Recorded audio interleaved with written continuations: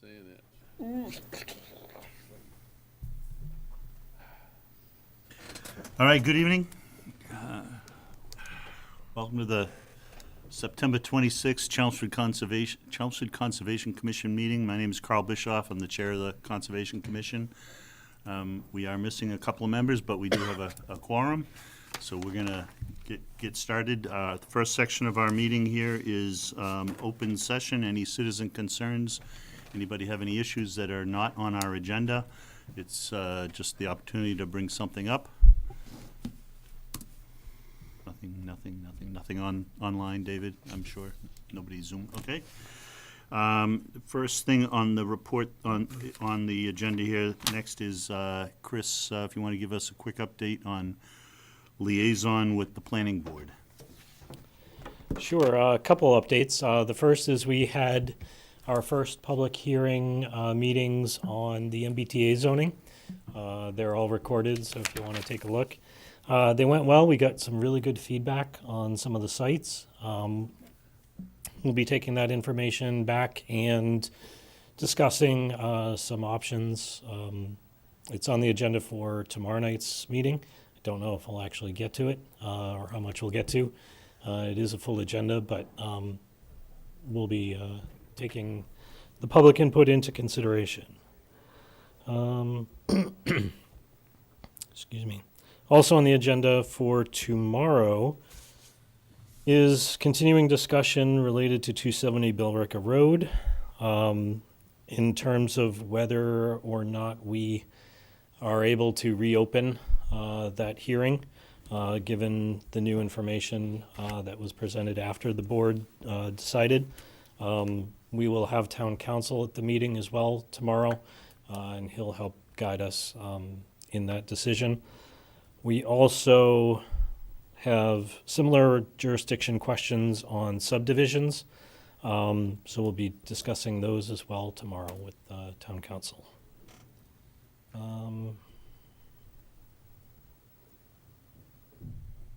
Those are really Hildreth and 270 Billerica are really the only two projects before us currently that overlap with you guys.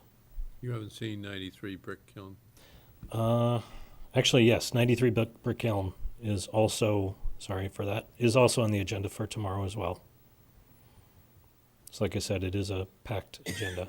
Dave, do we share our peer review reports with the planning board? Is that a matter of course? We Yes. just do that regularly? Yeah. And vice versa? Yes, I mean, the stormwater, Yep. for example, stormwater is generally done for the benefit of both boards. And we've been getting a lot of good, I think, good letters from a citizen. Do we share those with the planning board too? Yes. Okay, Yeah. great. That's great. Actually, my mistake, 93 Brick Kiln is not on the agenda this week. seen it We yet. had it last week. We started the public hearing last week, and I believe it's continued to the following. Is that one of the meeting. possible MBTA sites as well? Yes. It is. Because what we're seeing for Brick Kiln is pretty small compared to the Well, size. for MBTA's, There is more space there, yeah, I think. for MBTA zoning, it's got to be at least, if I remember correctly, more than one parcel.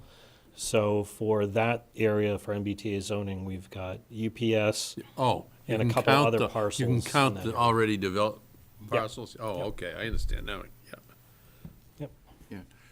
Chris, we could chat offline or whatever the appropriate form is, but I had the chance to see your planning board's latest hearing, and I was watching the discussion on 270 Billerica Road, and as a longtime environmental engineer, I realized that there's a lot of confusion on the part of different people in the room or on Zoom about how certain things actually work. Things like, what is the role of DEP? And then there's a kind of a lingering question about who has authority to regulate PFAS, but my view is really simple. We're not trying to regulate anything. That is DEP. We're simply trying to be sure there's procedures in place to keep the stuff out of the water. And, 4 or 5 little things like that. I'm not quite sure what to do with those comments. I can hold them until our board gets to that You know, point. we don't have an open hearing right now, Yeah. or we're not in a hearing at Yeah. the moment, so. So I just Yeah. want to throw that out there for what it's worth. It is, Peter, maybe that could be a second phase to that special meeting you guys had with water and that might be a good idea. Board of Health Yeah. and Planning and Conservation, Yeah. where you Yeah. talk about those things. Yeah. So we all have the same definitions. I think so, and I just want to say, in fairness to the process, I think the whole country and many towns and states and feds are wrestling with some of these same issues because it is somewhat new ground, for everybody. And so I think I just wanted to share some of those initial thoughts. Yeah, so there are two Back to- questions that we're going to be talking about really this week with town council. The first one is, is the new information material to the decisions that the planning board made? And so that kind of goes into what is our purview in the planning board. So that'll be part of the discussion is what is the new information, what's our charge, and was that material to the decision we made? Yeah, and I'm just looking at it more from a technical point of view other than the regulatory, but I defer to town council and others, but thank you. Yep. Any other questions? Okay, thanks. Thank you, Chris. Next up on our agenda is regulatory hearings. Our first one is 93 Brick Kiln Road. We do have a notice to be read. Why don't you go ahead? Mr. Chairman, legal notice pursuant to the provisions of the Massachusetts Wetlands Protection Act, Mass General Laws, Chapter 131, Section 40, and the Chelmsford Wetlands Bylaw, Chapter 187. The Chelmsford Conservation Commission will conduct a public hearing in Room 204 at the Chelmsford Town Offices on Tuesday, September 26, 2023, at 7 p.m. to consider the notice of intent filed by property owner 93 Brick Kiln Road LLC for proposed work within 100-foot buffer zone to bordering vegetated wetlands at 93 Brick Kiln Road, further identified as Assessors Map 88/Block 271/Lot 3. The project entails construction of 48,910 square foot warehouse building and associated infrastructure, including drive, parking, and stormwater management, installation of utilities, grading, and landscaping. Mr. Chairman. Thank you, Chris. So the applicant is going to be late. The applicant's representative said he was going to be a bit late because he was driving from Connecticut. He said he was hoping to get here by 7:30, so I recommend the commission just vote to continue the hearing till 7:30. I'll take a motion. So moved. Second. Second, Peter. Chris made the motion. All in favor? Aye. Opposed? No? Okay. Am I correct? Chris, did you say planning hadn't heard it yet? Was tomorrow your first, you don't need to get up here. Was tomorrow your first hearing on this one? Or have you heard it yet? No, we heard it at the last meeting, Okay. and it was continued to October 11th. Okay. So we're going to probably need a peer review anyhow, so this will be This will be just the first presentation. informational more than anything. Yes. Okay, Yeah. thank you. Okay, so we'll do that when the applicant arrives at around the 7:30 or later time frame. So let's go to the next one in our list. This is the request for determination of applicability for 221 Littleton Road, and I see our representative of the applicant. Hello, Bruce. Good evening. How are we doing this evening? We're doing great. Awesome. What can we do? Please. Well, The covenant, that's right. I've provided, David last time was going to have some time to review the O&M. We've provided a covenant draft. David made a couple minor changes. We're in agreement with the changes. The applicant has sealed the pavement and put in the berm. If you've driven by, you've noticed. They have not moved any vehicles on yet, but they're ready to. David, did you get a chance to read the covenant? Yes, and made, as Bruce referenced, made a few minor changes, primarily to paragraph 3 here. Says upon detection of a contaminated spill, a spill response kit will be deployed by trained personnel. That was not in the original, but that's in the O&M plan. So I added that in. And then I added in the last sentence, the Conservation Commission will be notified within 10 days of the performance of any maintenance operations conducted for the purpose of cleaning up spills and/or sediment from said pavement. So, I think this looks good. Okay. I think it's what the commission had asked for. I did get one question for purposes of clarification, where it says the current business, that the current business can continue even if the current owner / operator sells, if the subsequent owner conducts the same business, then this applies. If going down to paragraph 7, it says that any time that the current business no longer operates at the property, whether it's the current or a future owner, these conditions shall lapse, and any change of use of the property will be brought before the Chelmsford Conservation Commission for further review, determination, and/or approval. Makes sense. So, Even if it's, so if it's sold to someone in the same business. right, They'd still have to come right. before. This covenant is still Or binding if on it's sold them. to someone in a different business. Right, but if someone changes the business, in other words, does not continue to operate the Yeah. current business, then they have to come back to the As commission. well, yeah, Yeah. okay. So I think this looks good. Now, the motion that the commission, I recommend make is to authorize the chair to sign it, but it also has to be notarized. Now, Carl, I think you said you're gonna be out of town for the rest of the week? I'm here tomorrow. Oh, you're here tomorrow, okay. So you can, I think the town clerk is a notary. You can bring it Yep, to that's her and Tricia. sign it, have her notarize it. Okay. Peter? Question? David, what happens if the Cape Cod berm is damaged by a snowplow under this language? As happens all the time on my street. Is there anything in here that suggests long-term maintenance or annual inspection, or did we cover that base? I don't think there is anything in here that pertains to maintenance of the berm. I mean, it's not so much maintenance, well, it is maintenance, but Yeah. It's it's more still maintenance. damage. Yeah, I mean, I'm thinking of like damage, not so much a routine Yeah. thing, because we got sweeping in there and other routine things. Well, but I would put it in the same category as fixing like a pothole in the parking area.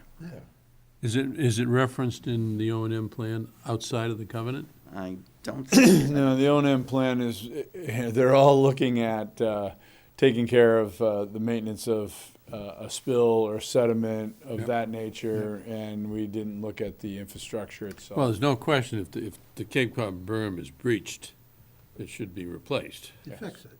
Agreed.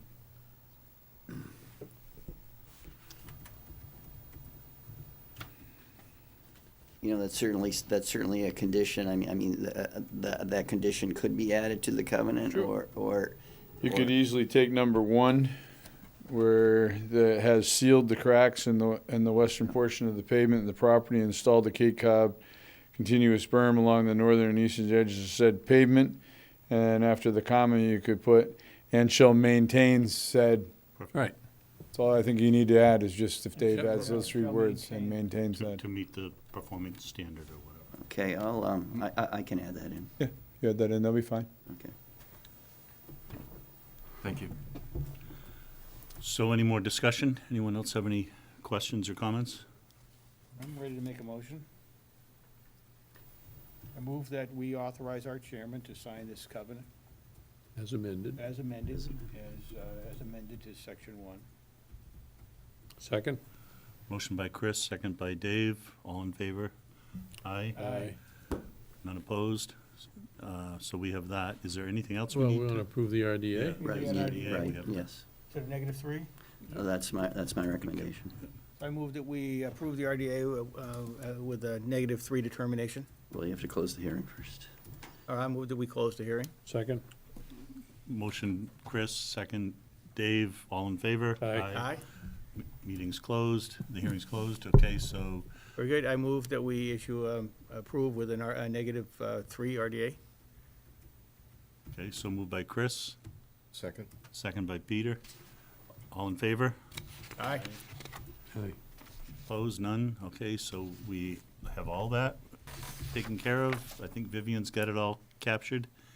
David's, David's signing, getting the form to send around. So it's a -3. Yep, -3. which is a good thing. That's a good thing. Yeah, I thought that's what I hope It's a that, positive yeah, I thing. hope that was reflected in what I said, a -3 determination. I think you said that. Yeah, okay, You good, did. Yeah. good, yeah, -3. Yes, he did. And no special conditions. No. Well, They're addressed. Well, I'm going to put in for the requirement for the recording of the, That was in there, yeah. So, We thank you very much for Thank your you, time Bruce. and your help. And David, if you'll just give me a buzz or an email when Sure. that's been signed, and Yep. Rob will be by to pick it up to get it signed and filed. okay, sounds good. And we'll get you a copy of it as soon as it's filed. Thank you. Thank you. Have a for good night. Working with us, appreciate you. it. Thank you very Good much. luck. Yeah, good luck with your business. Mr. Chair, could I ask our agent, David, if we are, if we're reviewing an RDA, am I correct, an RDA can't have conditions? No, it can have conditions. Because I thought if there were any conditions that the committee wanted to put, it has to automatically be a notice of intent. No, Okay. you can have a negative determination with conditions. Right, but do we give up some enforcement teeth if it's in an RDA instead of an NOI? A determination a negative determination is not as strong. Now, if the determination is violated, if the applicant commits some violation of the conditions, then the commission can require filing of a notice of intent for the same Okay, so, scope of work, yes. yeah, reason I ask is I've heard some people in this business say that you don't have as much teeth, but it's not clear to me that that would be a problem, the way we're using it. It seems fine. I think you're No, correct. not if we put conditions on it. Right. If it were just a straight RDA, I would agree with you. It's Now, effectively saying it doesn't, because it's an RDA, we don't think it affects, right. I mean, it has the same binding, but it only lasts for 3 years, and it doesn't get recorded. Now, in this case, there's a covenant that's being recorded, which will last as long as the current business operates. So that I think is just as effective as recording of an order of conditions. And was the covenant route gone instead of a more traditional NOI because we figured it was simpler at the end of the day? Yeah, I think these are essentially, what's in the covenant are essentially the conditions that would go into an order of conditions. Right, right. So, Okay, the applicant was agreeable to doing that, so I think it worked out. Okay, thanks for the discussion on that. It's good to understand that better. Next on our agenda is notice of intent continued from our previous meeting. This is 10 Hildreth Street. And as I understand it, we are Received a request for a continuance. continuance. So, is it a continuance till the next meeting, or, That was your offer, okay, be a continuance till October 10th. so I'll take a motion to Will we continue. continue the hearing on 10 Hildreth Street until October 10th? Seconded. Motion by Dave, second by Chris. Any other discussion? All in favor? Aye. Opposed? None? Aye. Okay, thank you very much. Thanks, Dave. Next one, this is notice of intent, Chelmsford Lumber Company. This is also continued from August 22nd. This is 201, 203 Boston Road. Have they found the right people to do it? And we have not got the peer review lined up yet, as I understand. Right, although I guess Bruce didn't stay, but I did receive a request this afternoon. I received a request for a continuance from him. He said he is working on getting the check from Mr. McNamara, the owner. Is this becoming a bigger project than it should have been? I would say not on our doing. Okay, but it is. We'll see. We'll see what the peer reviewer finds. Yep, okay, so I'll take a motion. Till the 10th again? Yes, Do we- yeah. I You move, think the peer review will be, started and completed by the 10th?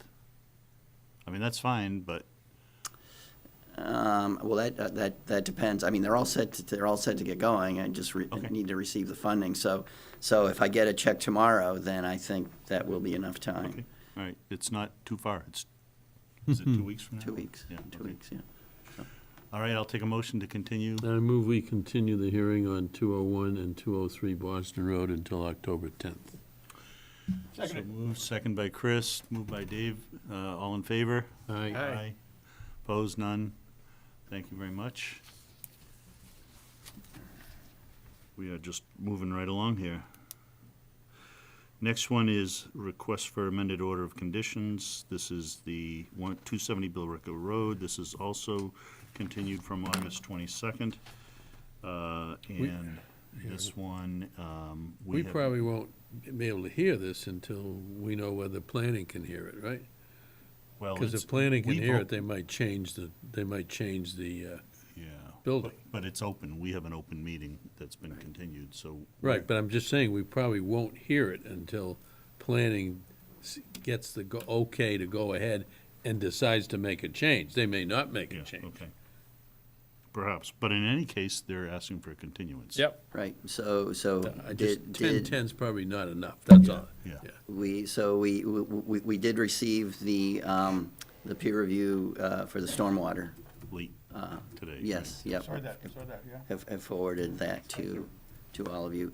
Still waiting for the peer review for the LSP's peer review, for the contamination issue. So said he would get that to me as soon as possible, so don't know when. So we're looking at a continuance also to October 10th? Yes. Okay.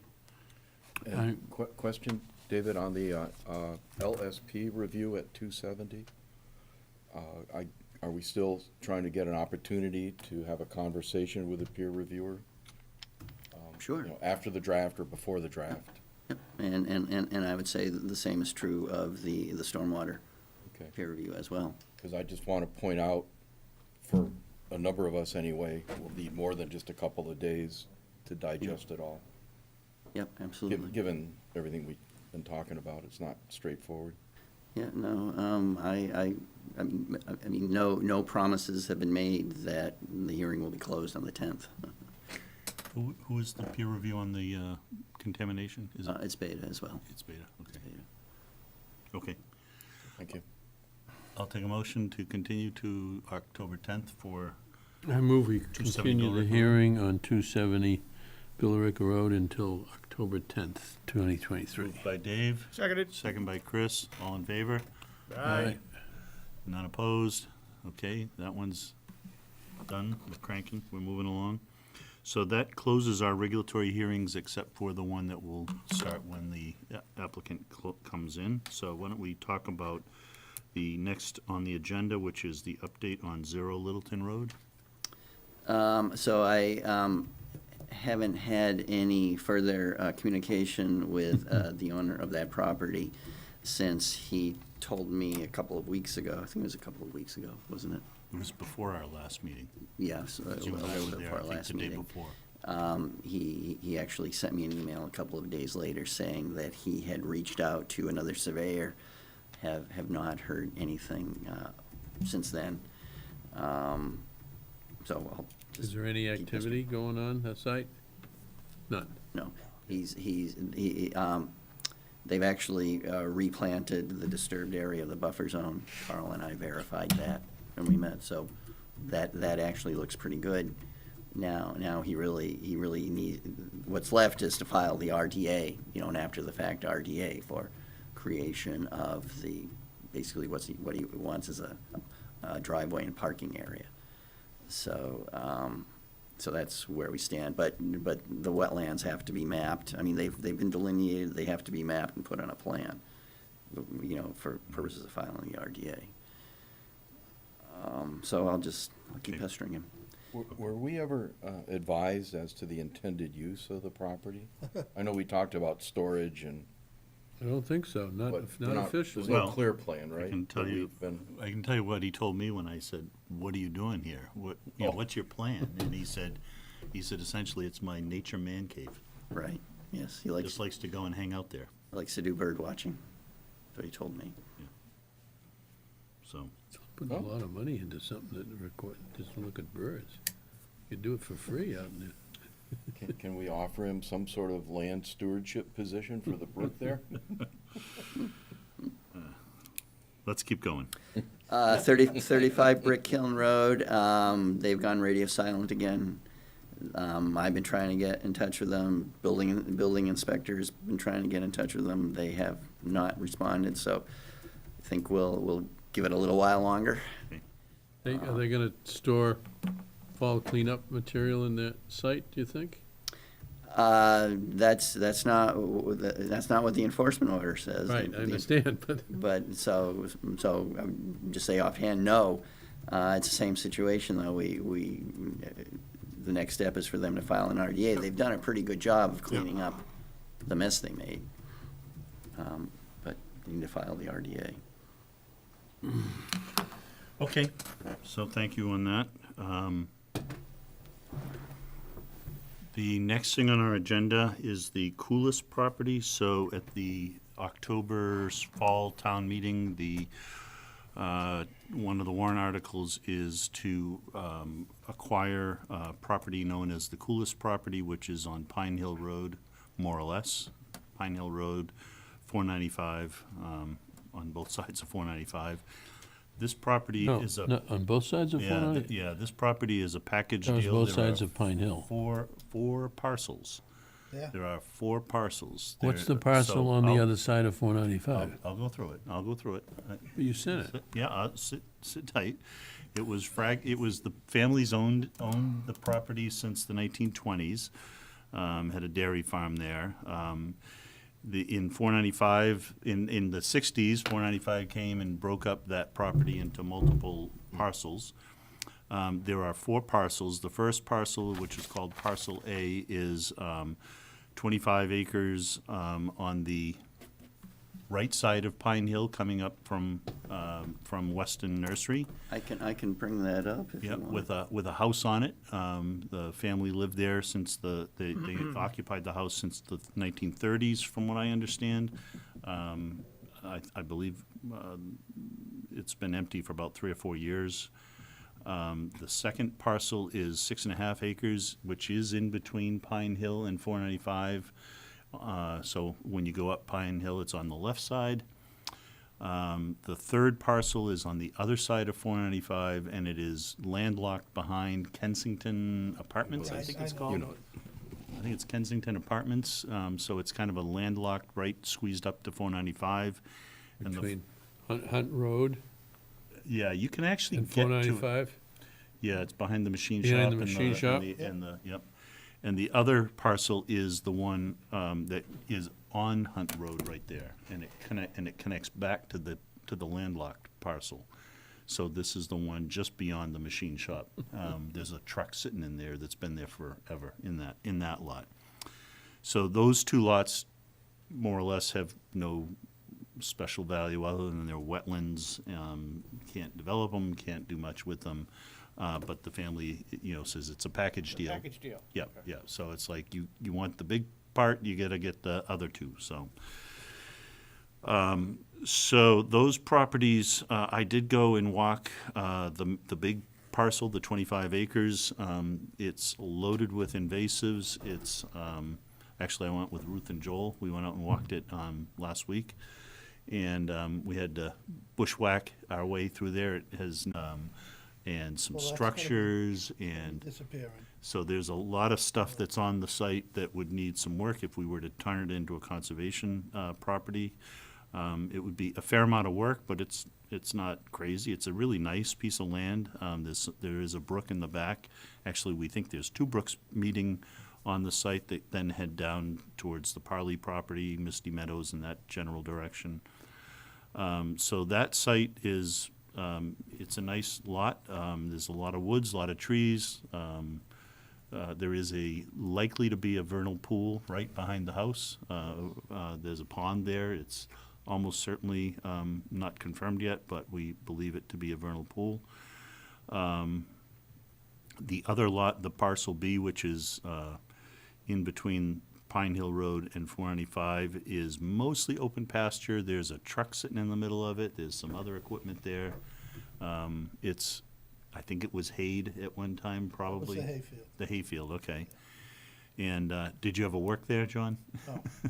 But you know it, okay. So, and that property, I know that the Weston Nursery is interested in leasing that property. Their business, which is just down the street, is doing quite well in the contractor wholesale business, and they would really like to use that piece of land to expand their, like their bulk bark mulch work and their what do you call it, the burlap trees and all of that kind of stuff.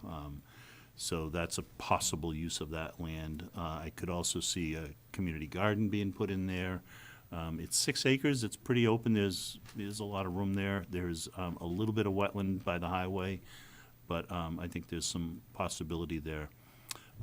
So those are the properties. The price, there was a market analysis done on this. This is definitely developable, or believed to be developable. Is that a word? Developable, able to be developed. Why not? And the market price is $4 million, in the range of $4 million for this whole package. I can't tell you exactly what the final number was, but it's right in that $4 million range. I would suggest, if you haven't yet, to go by and look at it, take a look at the property, think about it. If the town were to buy it, what the possibilities are for that property. We can vote on it at our next meeting. That still has time before. What does the warrant article say it's to be used for? Open space and basically what we said on the warrant poll minus the water district. Agriculture, I think it says, housing? it doesn't say, I don't believe it says housing. I'd like to see the exact language of the warrant I article. can get that for you, yeah. So I would suggest, if you haven't seen it, if you do want to go see it and you want to walk it, let me know, because I did meet the owners. They have a really good alarm system. I showed up, and about 5 minutes later, Mrs. Coolis came popping up in her car and said, "Hi, can I help you?" And we had a very nice talk, and she and her cousin Chris, our brother-in-law Chris, and then another member of the family all came by, and we had a delightful time talking with them. But they're very nice, and they're very excited to try to get the town to buy it. That's their preference, is to have it go to the town for this kind of use. That's what they'd like to see. But the town did get it is under purchase and sale agreement with the town right now. What's the price? I don't know exactly, but I know it's right in the $4 million range. from what I remember. Based on an appraisal. Based on an appraisal, yeah. And that's for how many acres? It's in the 30 Well, you something. gotta exclude the ones on the other side of 495, right? So for 25 acre, 30 25 acre, and 6, 31, 32. 32. and we paid $1.2 million for 56 acres at Warren Pole, 54 acres, but yeah, 54. yeah. That was a pretty special deal, though. I'm finding out when I look at some other opportunities, so, But the key is the developable Right. part. yeah. Yeah. Did they show you anything developable on that 25? Yeah, I was wondering Yeah, how many yeah. lots you could get Yeah, out of I it. think there were plans. I think I can share the information that I got from Paul. Let me double check that, but I'm pretty sure I It's a can. rough piece of land. Yeah, a lot of ledge. Lot of ledge, lot of nuggets. That's why the highway department's there right now redoing that road. In fact, right now, you have to tell them where you're going. They blocked off the road. You have to say, So if the I'm going town up there. didn't buy it, what would happen to it? it would get sold to a developer. For how many, do we know? That's what you're gonna find out? I can share, I think I can share the document, yeah. Unfortunately, it 6.5 does, acres. it doesn't abut any conservation land. Maybe the Sheehan Farm doesn't. someday, up the It's road. close, yeah. That's Close, You know, but because that's not- under lease, but and that Misty lease Meadow is- expires. Misty Meadow is right, more or less close to a Yeah, but that's water department. Right, it's not conservation, but Yeah. it's open space, it's wetland, you know, it's. No, I'm it's just, good. I'm just trying to think of some of the, if there's any contiguous No, values. Because we try to put conservation land Yep. as close to each other as we can. Right, what- yes, although the other way to look at it is, this would have a trail system in a neighborhood that doesn't have much like that, you know, in that general area. You know, there's a lot in the south end of Chelmsford, and there's a couple in the north end of Chelmsford. And there's this and Lime Quarry in the middle, and that's it. So anyway, I think it's worth And this looking at. would this tap out us in CPC? No, It wouldn't? nope, no, because What are the- can you everything's on a get- can bond. There's still some headroom, and Can things are you rolling show off. us that at a future I time? can find it and send it to Because you. Yeah, he's starting to hear what I'm saying. I don't want to tap us out. Right.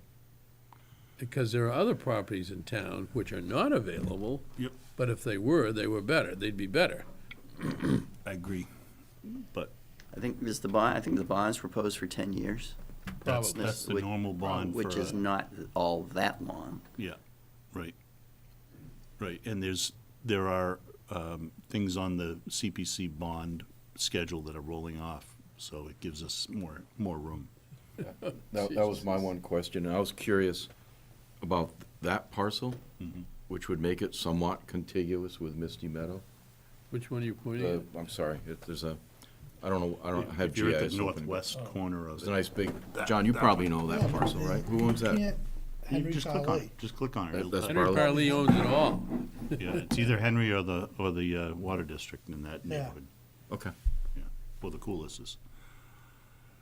Okay, So so, Carl, just my comments, I mean, I'm definitely strongly interested. I think it's a great piece of property, and it could be a really great asset for, you know, as a conservation type area. So my initial reaction is, yeah, I'm enthused. okay, Could you Same split here. that up? sorry, John? Could you split it up? Like have 25 for conservation and 6.5 for agricultural? I don't see why not, because they're both mentioned in the Warren article, that's my understanding. You know, we could say that lot there would be either agriculture, you know, community Right. garden, whatever, hay, and/or, you know, I know, I did talk to Weston Nursery yesterday, and he wants the whole piece of land, but he'd be willing to let part of it go for a community garden or something like that, but. Oh, he wants to, But he wants that whole 6 acres. Yeah. or 5 I acres. think that And that piece, makes some money too. a piece next to the 495 would be ideal for Perfect. housing. Oh, for housing. Multiple family housing. Because you wouldn't want to put single family, but apartments, condos, not condos, apartments, low cost, affordable, that's not a bad location. Well, I would like us to vote on it at our next meeting, to either, you know, just so that because when we get to town meeting, we're gonna be asked, Yeah, most likely. it'll come And up, so it'd yeah. be- That's why I think what It would be good to, the language in the Warren article is critical. Good. Okay, Yeah. I can Yeah. share that. all Good with point, you. Dave. Yep. and the money, if you were to split it up, agricultural money, you can't use that for conservation. No, CPC, I think you can. I think you can. I think that's under open space. Yeah, they're both open space. Yeah, CPC What's is open different is- space, yeah. it's not specific If it's to one or the housing, other. open space and historic, you Right. can't cross some of those. Right. All right, you Yeah, can't cross. yeah. Right. I believe, yeah. So I think there's a fair amount of latitude about what the town could do on that site, but you're right, if we were to talk about housing there, that would have to be spelled out in the article. And I'm almost But certain that's not. housing is allowed under CPC. It is, but it's not what's on the Right. article. I'm almost certain of that. I've looked at the article, I just haven't looked at it in a while, so, okay. So I encourage you to stop, by. If you do want to stop by, please let me know, and I'll text Mrs. Already Coolis. walked it. Yeah, and just to let her know that we're there, so that she's not running over there. Find some skeletons out there? Yeah, no, no. There's some skeletons. Well, a lot of vehicles. What kind Oh, of I know all skeletons? about them. All right, let's keep going. Carl, Yep. so, Mr. Kirby, who's Okay. representing the applicant on 93 Brick Kiln Road, is here. Perfect. Okay, then we'll go back to the first item on our regulatory hearings, which is 93 Brick Kiln Road. And we have already read the notice, thank you. And so we will start with presentation. Yes. Hello, Mr. Kirby. Good evening, and thanks for your patience tonight. I'm Rich Kirby from LEC Environmental Consultants, and with me tonight is project engineer Brian Goudreau, and representing the applicant Ender Sarkay. And I have the legal advertisement fee that I was told we could bring to the Okay. hearing. Thank you. And I'll also need the abutter notification cards, or, I believe Sharon Sullivan didn't email yeah, those that's to right, you? I'm sorry, you're right. Okay. Yes, thank you. All right, fair enough. So this property, 93 Brick Kiln Road, is located in the eastern portion of Chelmsford. It's over by the UPS hub that's over there off of UPS Drive, which extends northerly from Brick Kiln Road. And the, the property is just shy of 10 acres. It's limited industrially zoned, and it contains several cover types, including forested upland, which has some open pockets of open forest in it. That occurs on a topographic high point, and the topography sort of descends in all directions. It descends toward the wetland on the east side, and it descends toward UPS Drive on the west side. The cover photograph on the notice of intent application shows a southerly view along UPS Drive, and there's a bit of lawn that's maintained along the frontage there. So the plan that you see here toward the bottom of the plan, north is more or less plan view right, and toward the bottom of the plan is UPS Drive, and you can see that sort of a peninsula or a protrusion of upland, and we delineated the wetland boundary with flags 1 through 43, which generally occur along the base of that topographic slope. The soils are very sandy, so the groundwater table generally does not follow the slope uphill. It pretty much seeks its own level near the edge of the emergent marsh, which extends outward into the western portion of the site. So the other resource areas include bordering land subject to flooding, which extend from the wetland boundary to the Zone AE elevation, which I believe is, I have it here.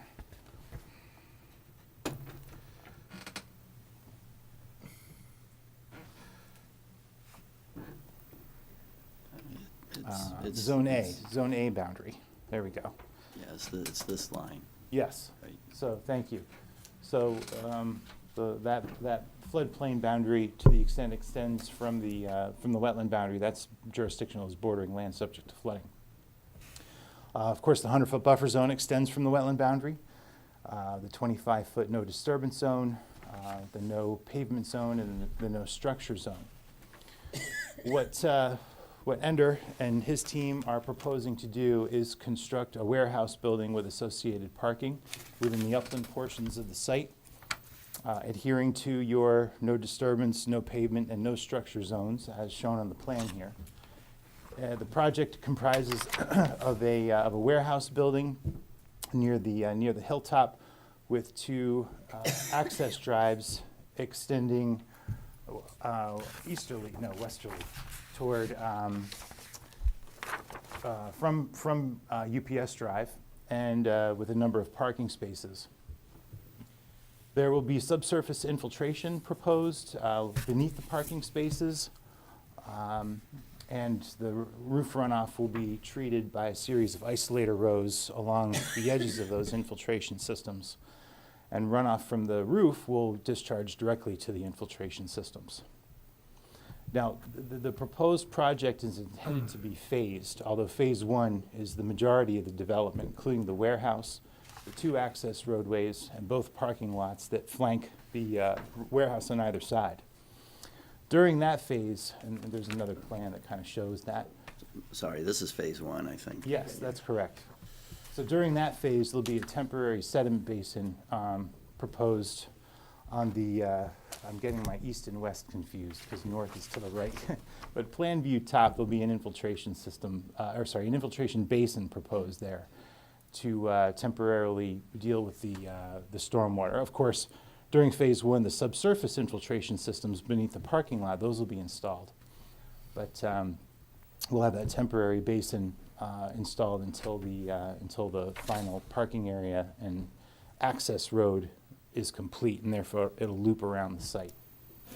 We have a comprehensive erosion control program. We'll have construction entrances to provide construction vehicle access to and from the site. Erosion controls, those will be proposed. And of course, we're happy to copy the Conservation Commission on the stormwater pollution prevention plan, along with any erosion control monitoring forms that are completed by the contractor or their subcontractor during construction. So I think that covers it's a pretty good overview of what it is we're proposing. Happy to answer any questions. I would add that David and I had a chance to get to the site last week to review the wetland boundary. We found the vast majority of the flags. I think there was one that we couldn't find, but it was pretty much in line with the 2 adjacent flags. So we ended up not moving any of the wetland flags. So with that, I turn it back to the chair. So I just have a quick question. I drove by today just to get eyes on it. There's a gate and like a private, is that right about in the middle? That's correct. There's a gravel access drive labeled on the plan, on the existing conditions plan. It's That's grayed out on this plan, but it's right around here. So that gate is right in this vicinity. Okay. Thank you. All right.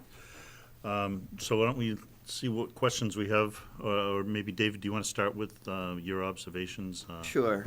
Your comments? So as Rich mentioned, reviewed the wetland delineation with him on Friday. I'm good with it. So I don't think that, I'm not recommending that the wetland delineation be peer reviewed. I think it's pretty straightforward, and I think it's good as done. I think the main, outside of stormwater, which I'll just say, Beta was not available to do this one. CEI did not have an LSE on staff, so I've gone out to request a proposal from Coughlin Associates, which was possibly going to be used for River Neck. The River Neck Road property, so have not received the proposal yet for stormwater. But outside of that, I discussed this quite a bit with Rich, so he's well aware of the concern that this is wetlands essentially surround this entire site in a semicircle. And so I think that there's a pretty good likelihood that turtles are using the site in some fashion, either for migration or nesting or both. And in fact, to emphasize the point, he and I found a nest out there in this area down here along the road, which is lawn right now. We did find shells. Did find a nest. Not sure exactly what species it is. If I had to guess, I'd say it's probably painted, but we don't know for sure. I think it looks to me like there are some open areas in here that within the forest that could potentially be used by nesting turtles. So I think that there needs to be a study done for suitability for nesting habitat. And again, I discussed this with Rich. I think that can be done, as soon as we can get a consultant on board to do that. It'd still be Coughlin? No, I think, Somebody else, a wetland, I think, yeah, I think that would be Oxbow. Okay. Oxbow Associates. And I think within the scope of that study, it could also be, I think they could also look at the surrounding wetlands to see what sort of species, in particular rare species, might be using these wetlands and therefore might be using the site for nesting, because mapped habitat is not that far away. I think this is. I'm sorry, what is not that far away? Mapped rare species habitat is not that far No, away. no, the Natural Heritage has identified landing turtles at the French Cemetery, which is not too far up the road from this. Right. So I think that could be a scope, part of the scope of the study as well. So you're recommending two reviews? Yes. Yes. Okay. Anything else? No. Okay. Were you separating the stormwater discussion? Yes. I mean, I don't have anything particular Yeah. to say on stormwater. Okay.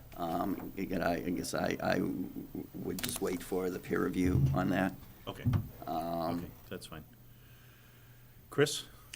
No, just echo David's comments, concerns, stormwater, obviously, we gotta get the peer review done on that, see where that comes out on, and then, we certainly know from past experience, the sensitivity of this area of town for the rare species, so we gotta be careful with that, and get a study done, make sure we don't have any adverse impact, but those are my two big concerns. Dave? We walked this site 5-6 years ago. We flagged it 5 or 6 years ago under an ANRAD. Oh, okay. I thought I found old wetland flags out Yeah. there. So there must be a record. I think it was an ANRAD. Okay. There's a lot of open water around at that time. Around what I assume is this site. Yep. It's not wetlands, it's Great. open water. Well, that is wetlands, but I mean, and that whole site is a source of water for East Chelmsford and for Center, up to Canal Street, I suspect. Yeah, with the lines. Yeah, and this line is the Aquifer Protection District boundary. And as I mentioned earlier, we had, or I had Natural Heritage and Zoo New England take a look at there were 2 or 3 landing turtle sites out there 2 years ago at the cemetery.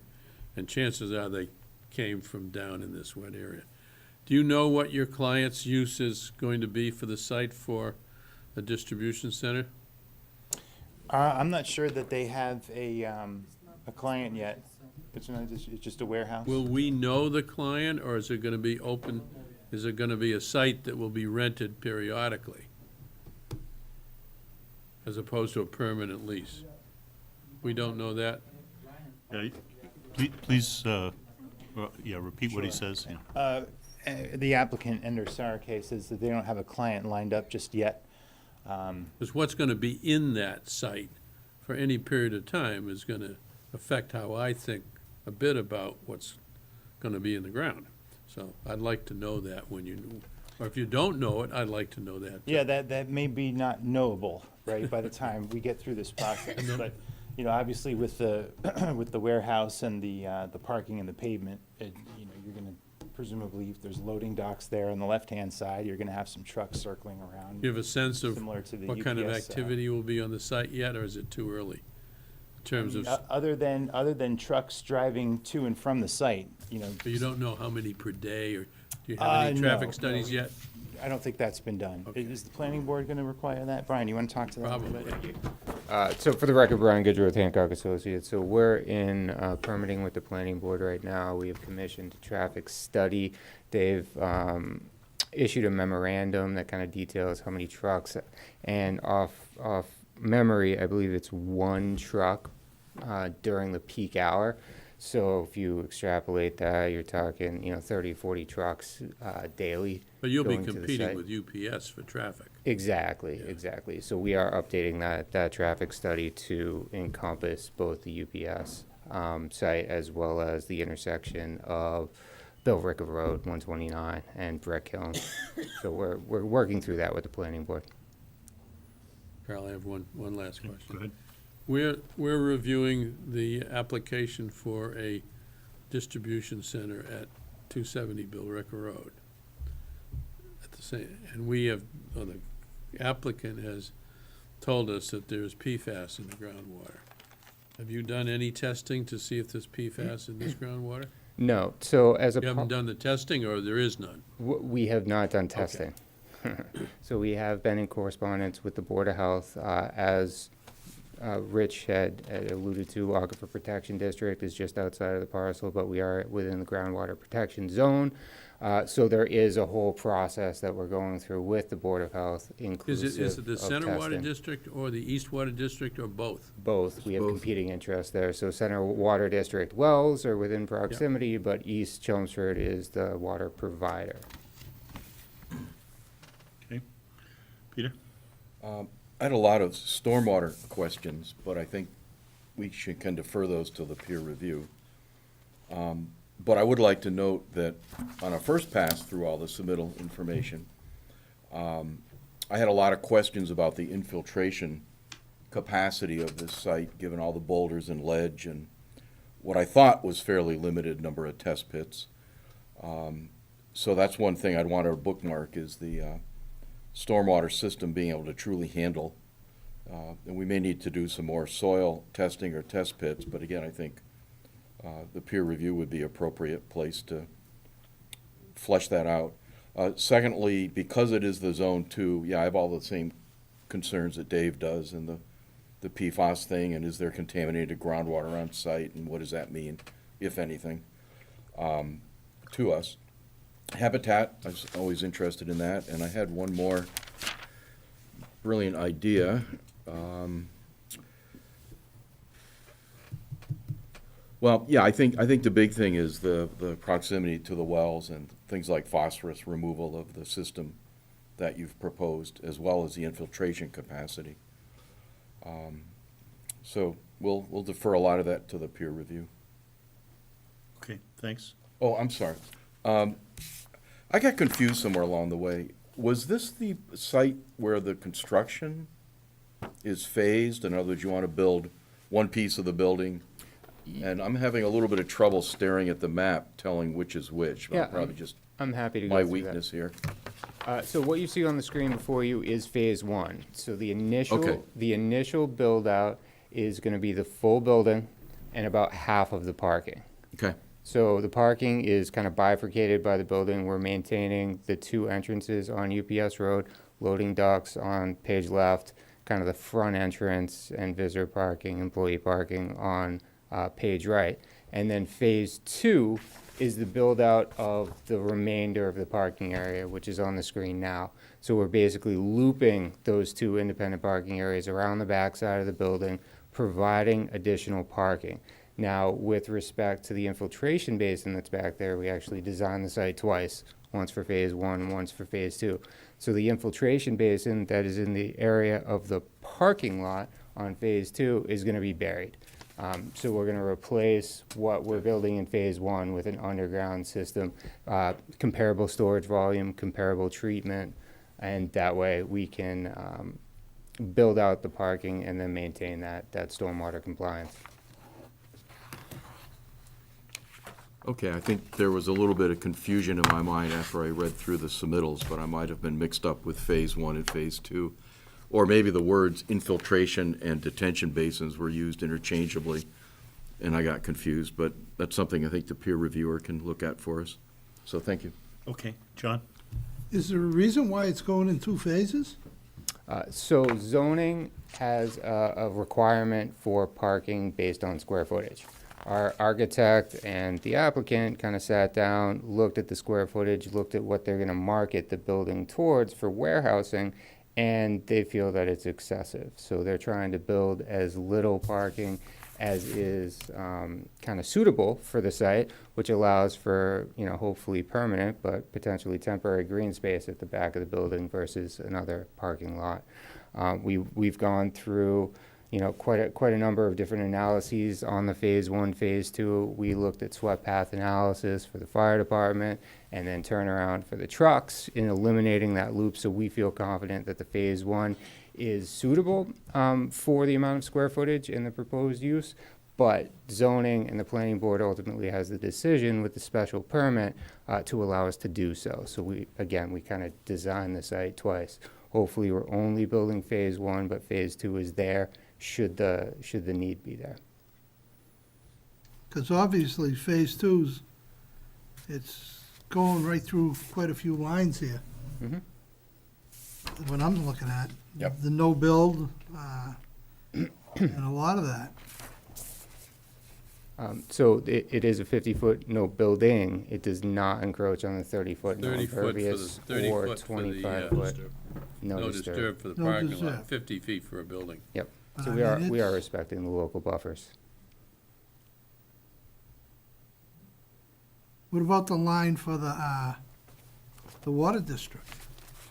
The aquifer protection, we have filed for that special permit with the planning board, and we are going through the groundwater protection zone criteria, process with the Board of Health. So we're anticipating full permitting of phase 2. We only want to build phase 1. Do we know if the Board of Health has requested a environmental impact report? They have. Have? David, did you get No. asked on that, to help on that? No. Okay. Do you know when that happened? So Board of Health rendered a letter for the planning board hearing 2 weeks ago. And last, I believe it was Friday, we had a conversation with the Board of Health, Richard Day and Donna Greenwood, to kind of figure out exactly the criteria for the study that they're requesting. Okay, thank you. But here again, we should get, David Yeah, should get a copy of it. Yeah, that was, thought we. A copy of the study. Yep. Yeah, We could and certainly actually provide that. an input into what was going into the report. Having David take a look at what was requested in that. So the process that we've we're working through right now, because the conversation did happen on Friday, is we are reaching out to a hydrogeologist who's gonna conduct a study. And we're going to request that he develop a scope of work. The scope of work is gonna go to the Board of Health as well as the water departments for review. We can certainly give it to That David would as be- well for that would be good. comment. Thank you. Almost, You all set? yeah, everybody else asked. Anyone other questions from the commission? Public? Yeah, I'd like to open it to the public if there's anyone that'd like to come forward. As I said, this is going to be continued for sure, but let's see what we got. Hi. Good evening. Ruth Luna, 10 Carter Drive. I know you said that you were going to defer on the stormwater to the peer review. I did want to say a few things on it because I keep seeing the same issue showing up from applicant to applicant, and it does not follow the DEP, the standards for the stormwater for like recharge. The handbook clearly says that you have to follow step by step the instructions in volume 3 for sizing your system. And before you can pick which formula you're going to use, what data you're going to plug in, you got to follow their instructions on gathering your data. And that means you have to do the required number of test pits in the actual areas of infiltration. You can't just pick some other spots. There's one spot that they picked that's in the area of infiltration, but 5 areas of infiltration and only one spot where you would need to be doing at least 3 in most of those. And so they're far inadequate on those. So I would ask you not to issue any order of conditions until they've done that, because right now they're making assumptions. And so when you plug assumptions into a formula, you're still getting assumptions. You're not getting real information from that. And I just keep seeing it show up with applicant after applicant. Mrs. Luna, Yes. what do you mean by that? You keep seeing it showing up? I've seen on the filings, I mean, I It's saw like it when I 10 was or a 20 applications, or is it 3 or 4? Okay, when I was a commissioner, it was something that I was seeing. I've now, when I've been looking at, in this last year, the filings I've looked at, I keep seeing when applicants propose infiltration that they. And does DEP not see it when they get the file? I don't think they look at it at that level of detail. I don't know. Somebody must. Well, I mean, they certainly did in the that's- level of detail they wrote their stormwater handbook. Yeah. It's very clearly stated in that it needs to be provided. Isn't that nice? Continue. Okay, so currently, for example, the assumptions they make is they're assuming it's the fastest rate. You need to know what the soil is exactly in that level where they're infiltrating and where the seasonal high groundwater is. And some of them, if you look at what's in the area, you'd question whether they have the separation they need from seasonal high groundwater. And you should want some test pits done at the highest elevations in the area so that you're going to see what might be the highest seasonal high groundwater. And then additionally, the test pits they did do have reported boulders and ledge on the site. So you want to know, well, what's in the areas for the infiltration. And then I would want that you would have the test pits peer-reviewed when they're being done. You mean witnessed? Witness, so somebody else that they would agree on that, yes, that's where I'm seeing signs of redox. That's what I agree that that's sandy versus not loamy sand, because that makes a huge difference in the rate, the sizing of your system. And that is in the scope of work for the peer review. And then additionally, one of the large infiltration areas is actually set on fill, which is not allowed. And I would want to know, as far as, I know there's setbacks from buildings, it's a little over 5 feet from a 18-foot high plus retaining wall. So I would question the wisdom of that placement. Additionally, they don't provide adequate pretreatment, which in essence means they don't meet about half the stormwater standards. They only provide the catch basin, and you have to do 44% TSS removal for infiltration. There's no information on total phosphorus removal. And just in general, there were a number of instances where there wasn't the proper attention to detail. And so it just makes me feel like I have to review it more carefully. And I wanted to. So from your perspective, this is a pretty weak submission. To be blunt, I was surprised, yeah. I mean, I did homeschooling with my kids. If they had given me something like this, I would have said, no, you're not paying attention here. And then the other is I wanted to say that I agreed. I'm glad to hear you as far as wanting to do a study out there and agree that with your bylaws that you can be looking at this to see. And I was glad to hear talk about looking both for species and as far as the habitat value, because I would agree that I would expect that stuff would be found there. And I think that's it for now. So you have sent us a letter with I have many of sent you these a letter comments. that goes over, yeah, so I didn't go over all the We got it points I today, made on the yeah. stormwater. I was trying to more focus on the Yep. the So, lack. David, I just ask that, that you share the letter with the applicant as well as with the peer review. Sure. Thank you. Okay. Okay, Can I raise a question? sure. Ruth mentioned something, and Chris, you did too, that I've been thinking about with a lot of these projects. In my experience in developing older sites that have fill, it's common to find out that the fill has contamination from the old days. And there's three reasons for that. One is, of course, when we filled in these spots in the old days, you didn't put in topsoil that you could sell. You put in whatever you had. Secondly, a lot of projects in urban areas, almost everywhere you look, the fill flunks the current health-based contamination levels for heavy metals and petroleum hydrocarbons and all the junk that could end up in that stuff. And those standards are pretty clear. There's a whole process. That's kind of the LSP thing that we've talked about. So there's more to that conversation, but keying off what you said earlier, Chris, about, I think, the groundwater, and I think somebody else asked about fill. I'm not sure what our requirements are per se, but I would encourage our board, our commission to think about asking the applicant to do a little bit more delineation where there is potential fill, to be sure that we're not spreading contamination around the neighborhood, but also around future building residents. And I do want to say once again, my experience is mostly larger projects here in Massachusetts, but this is always a starting point for a lot of the permitting, is the existing site conditions presenting any sort of risk, and do they meet the current standards? And I just want to add, that doesn't mean you can't develop the site, as your consultants know, but it does mean you need some special precautions to be sure you're not spreading the stuff around.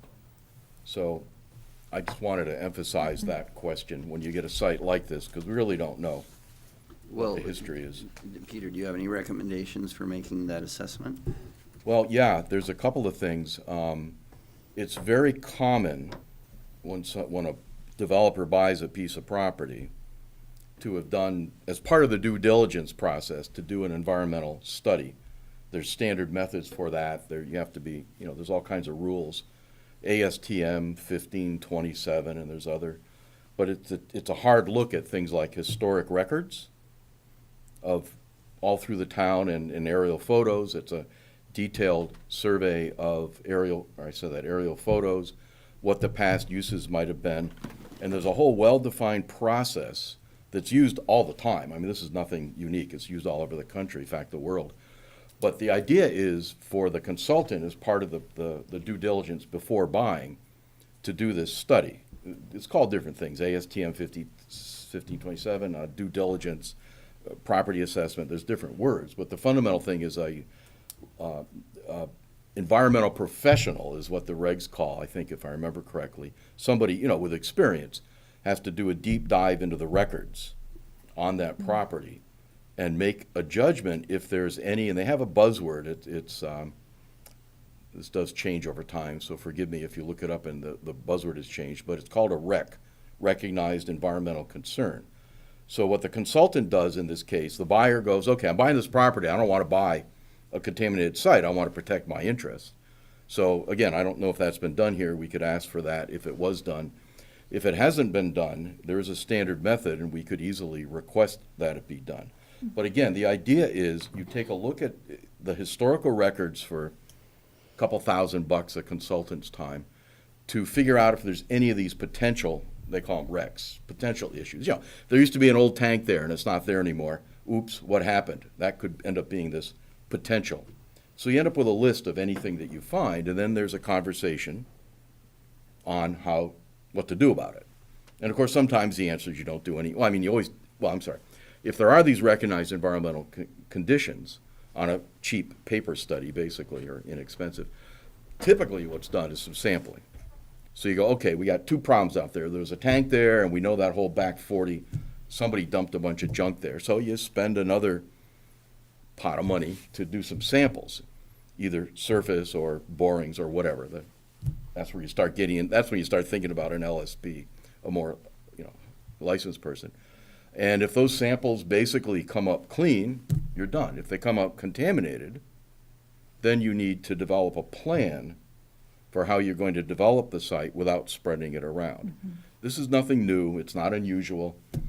It's environmental engineering 101, but it is a process we could start using within our jurisdictional authorities, of course, to figure out if the wetlands and the water are at risk from some of these old sites.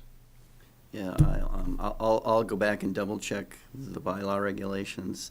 I'm not sure the commission has that authority, like sort of analogous to the authority the commission does have to required wildlife studies. Don't think the commission has the same sort of authority that, for doing studies for what you just described, but I'll go back and double check. Well, do we have the authority to request an existing study? Because it's almost always done before somebody makes a major investment. Well, You mean if it's available? Well, why it's available if the applicant wanted to make it available, Yeah. Right. assuming It's they did been it. done, but it's not been submitted. Right. I mean, then it's no additional well, cost. but there may not be any legal David, we obligation may not to have the do so. authority to do it, but if we get to the point where we think something like this is significant in this day and age, there's a bylaw review that goes before town meeting, but that's. Right, and I would just add, you just said something pretty important, David. we don't want to get into the whole conversation, but my position is our authority is to protect water. May I say How, something? excuse me, how do you do that if you don't know if there's going to be contamination going into the water? Especially when you've got drinking water wells right there. Well, I wanted to speak, I wanted to speak in support of that because, I mean, one of your interests is prevention of pollution, both under the Act and under the bylaw. So what does that mean if it doesn't mean looking into the question? Well, I think maybe a start is to review the scope of work that the hydrogeologist is going to propose. Right. Yeah, and you know, the Chelmsford Water District has that draft scope of work that calls for sampling, and a couple of other parcels where they are starting to use that draft that we've seen a very quick look, not too deep into it, does request sampling of a variety of potential contaminants, and that list of what you sample for is where you would get at this historic fill problem if you had a recognized environmental concern or other concerns. But there's a pretty standard process and a way to add this to the scope if it's not there already, and it may be there already. You guys probably know must have the draft scope from the Board of Health, or you will be. So again, I want to be super clear what I'm saying. It's very important to not go nuts with these questions. I mean, it's a very diligent, phased approach. Look at the historical record, see if there's any reason to be concerned, following some guidelines. If there is, take some samples, and if they're clean, you're done. Okay. That's all. Ruth, do you have anything else?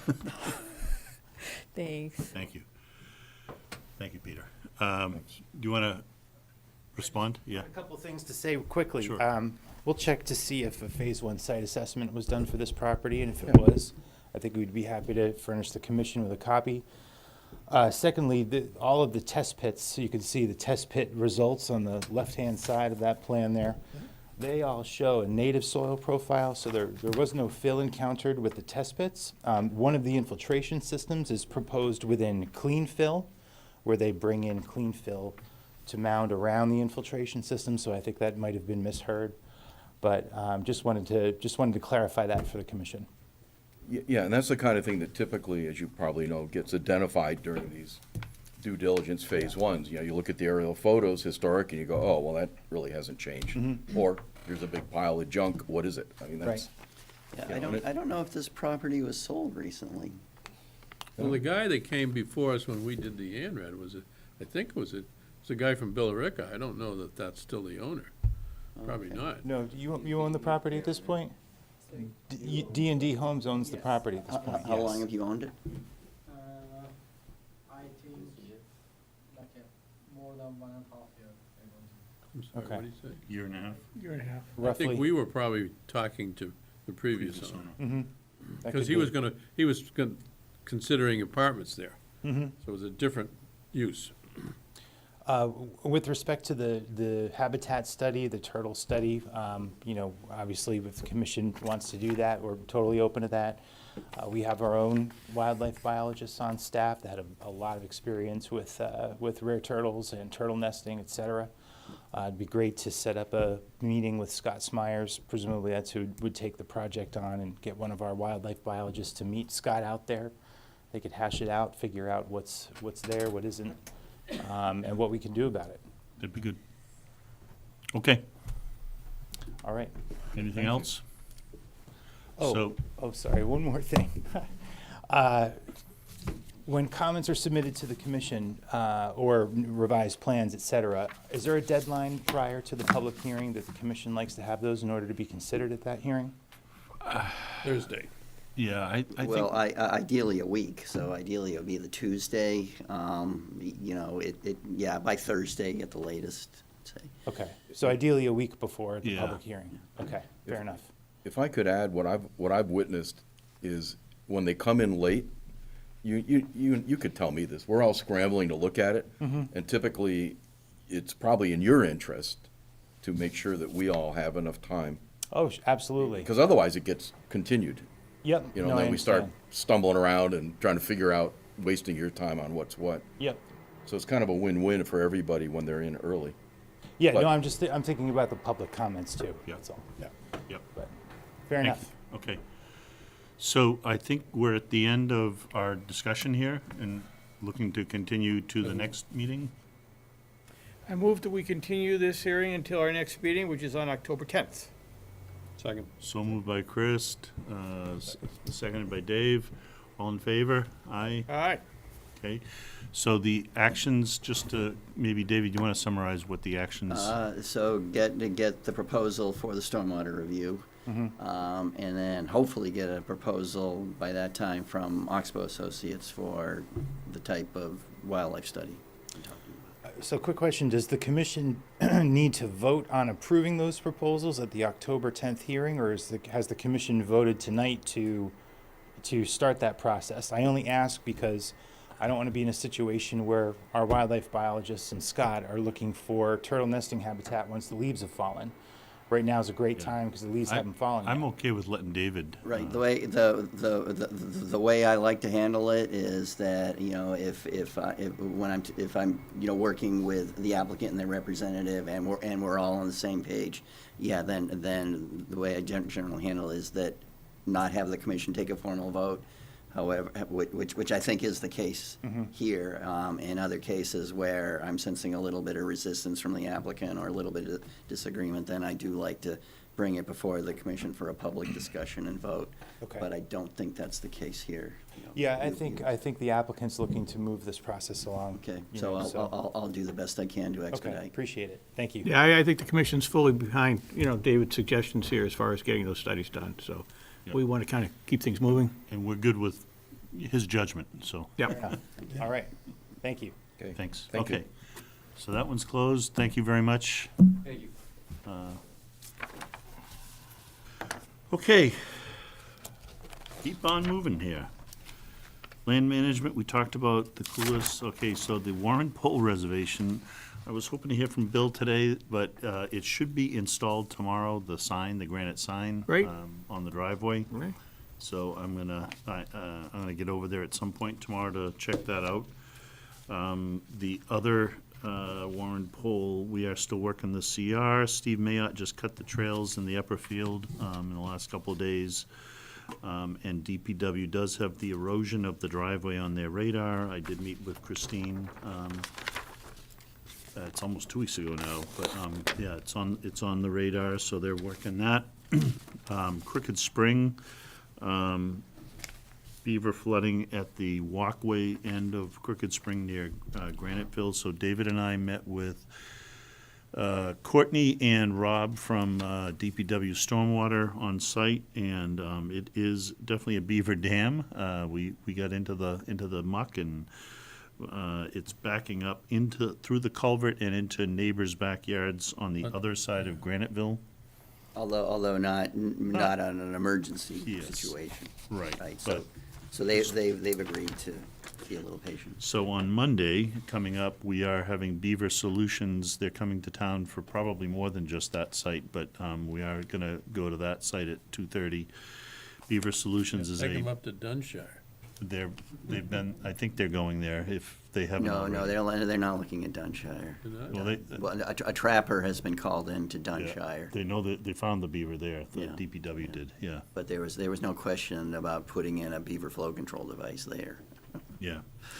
So we will see what happens there. And the other thing at Crooked Spring that's a nice thing is, I don't know who did it, but somebody rebuilt the bench that's near the parking area. It looks really nice. I saw a picture on Facebook, but I don't know, I'm not sure who did it. Instead of so. people Was that- thanking them for doing it, they criticized it. Oh, I know, yeah, You're kidding. They didn't like the material it was built Yeah. out of. so, it's always, It was free and it works. I'm wondering if Dave Sperry is still on the call here, and if it was him, because that's my guess, but I'm not seeing if he's, I saw him earlier, I saw briefly he was there, but I'm not seeing. Yeah, he's here.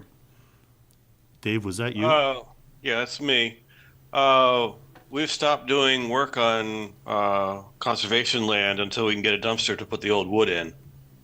So it's a mystery. You don't know who did it then? It wasn't you? Nope. Oh, okay. Okay, thanks. I was betting on you, but wasn't you. Okay, thanks. The other thing is, just so everyone knows, Wright Reservation, there are some trees that it came down and still leaning Right. against a neighbor at 144 Parker. Right. But now since I received the initial communication from them, then they have since gotten back to me, said, well, they're not a couple of trees that are still standing that are close to the house that I guess they're concerned about maybe leaning or whatever. So These are on our property, yeah, but right. leaning to their These are property. on Wright Reservation. So they sent me an estimate from Marquis Tree Service to remove the trees that have already fallen. But now they're sending out their estimator. Marquis is sending out their estimator again to look at these 2 additional trees that they're concerned about. And so I'm scheduled to meet with them on the 4th at 1 p.m. I don't know if you can make that, Carl. Try. So I'll try. So I think they're hoping that since the trees that have fallen were on commission land and the ones that they're worried about falling are on commission land, I think they're hoping that the commission will pay to have them removed, and there is precedent for that. Yeah. Well, before you go, Paul Cohen has a personal policy as to who pays for what, for trees on conservation land. The street where Tom Cristiano lives, that's on the other side of Wright Reservation, behind DeWolf, had a situation 10 years ago. And we allowed, I don't know who paid for it, but there was the same situation. Trees in conservation land that were about to fall on a house. I mean, they were 75-foot trees, so we agreed that they could come down. But it's happened more than once, so Paul has some kind of a personal policy as to who pays for it. Having said that, remember, we have trust fund money for Wright Reservation to allow for maintenance of Wright Reservation, so. The first number I heard, I was willing to use that money, but as it gets bigger, I'm starting to go, that's not really where I want to use that trust fund money. And what does the lawyer say? Who's responsible for a tree that falls on somebody else's yard? Once we're on notice of it, we're responsible. Yeah. Okay, And multiple quotes?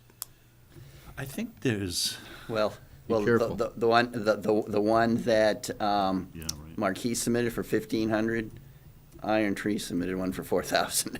for the same Yeah, but they work. get fancy ads. Oh, is that it? Is that the reason? Okay, let me just finish up with a couple more things here. Lime Quarry, sometime this summer, the DPW added pavement to the entrance apron, creating an apron, which is great, because I asked for that quite a while ago, and Christine put it in her list, and it happened, and I Yeah, didn't well, realize it till I went and looked. Every 3 years we have to ask for it. Well, yeah, but they, Do they do it so it won't erode? usually, what they've Yeah. done, no, this is actually pavement as opposed to just like regrading Right, it. right, So good. this should last a long time. Right. This is good. This was a really appreciate good that. fix. That's great. Yep, really nice. And the last couple things are, reminder that we do have an MACC Conservation Commissioner Conference on October 28th at Devon's. I am planning to go. I'm signed up. I'm registered. So hopefully. When's the deadline to sign up? We still have time, but Because I've gone to those things in the past and they were well worth really, the really good. time. I've got a lot out of it. Yeah. By the way, you don't have to be a member. If you're interested, it's, yeah, yeah. I remember when your kids were up there working at the, Okay. that time.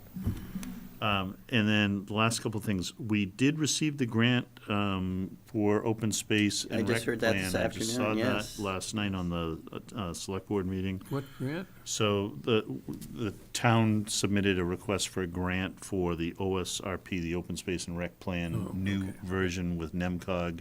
So I think it's like 30K, so. Good job.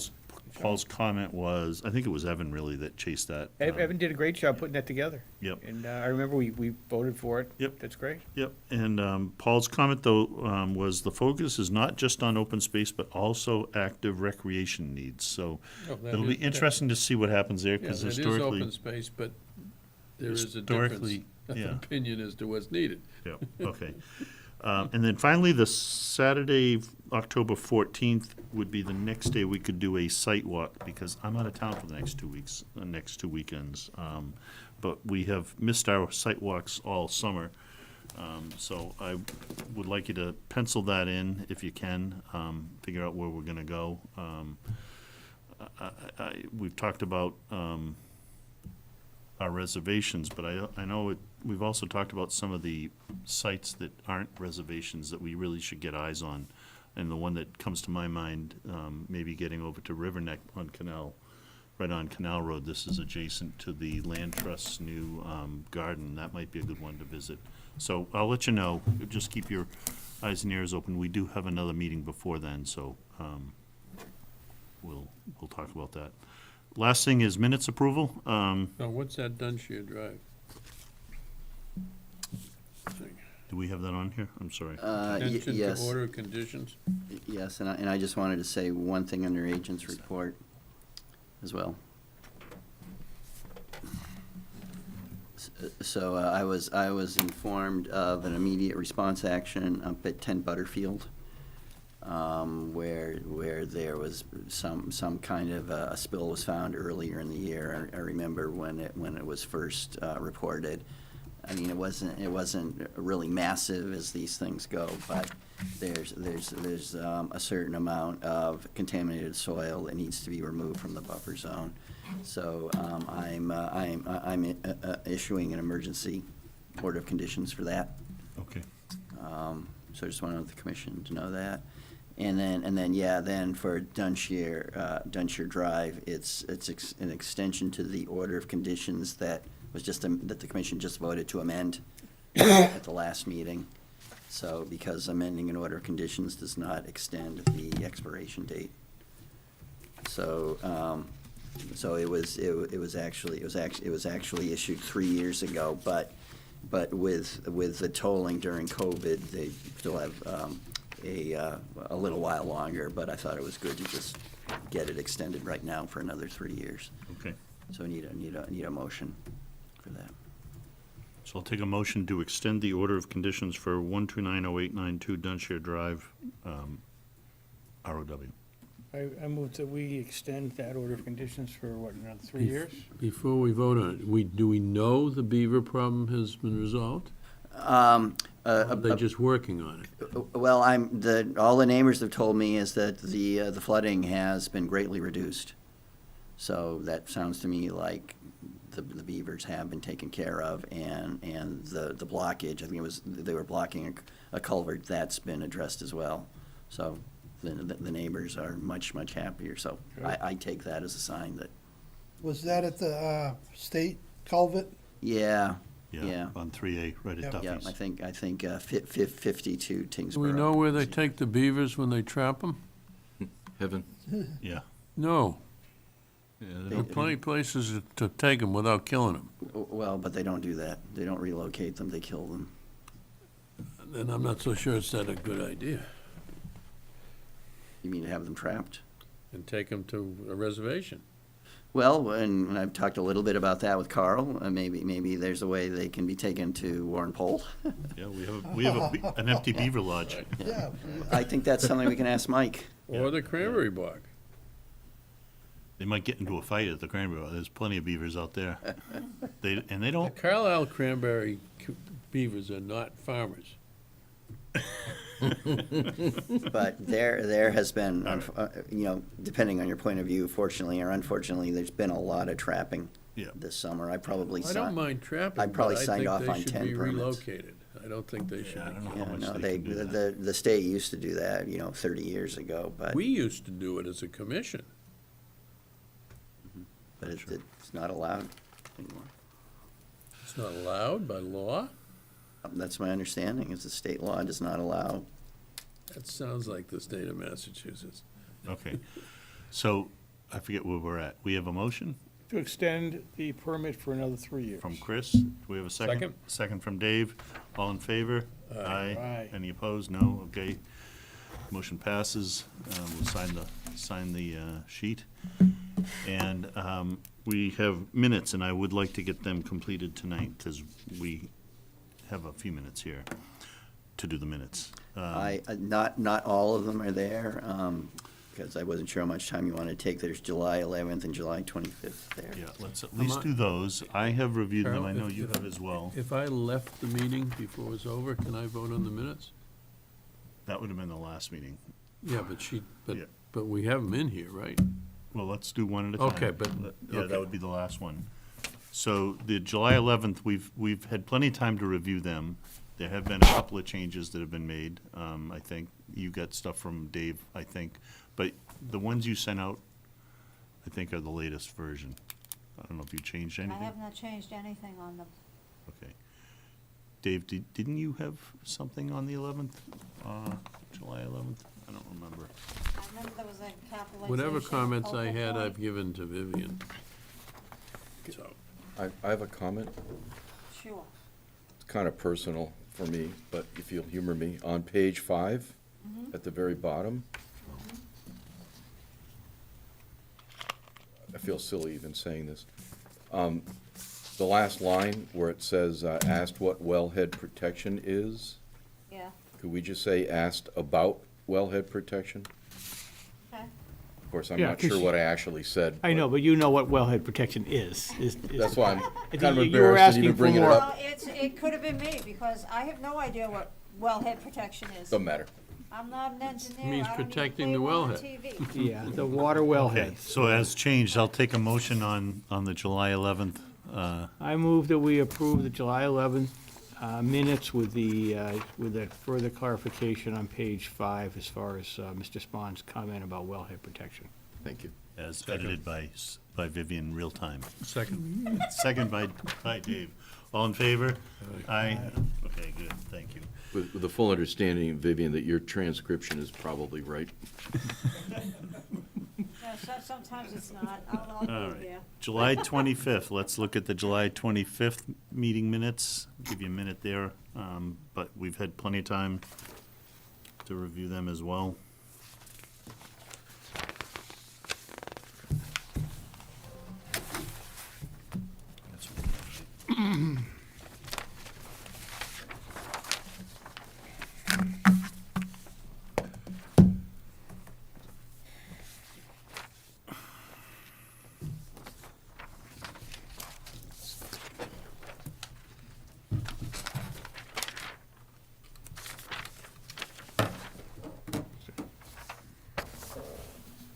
All set?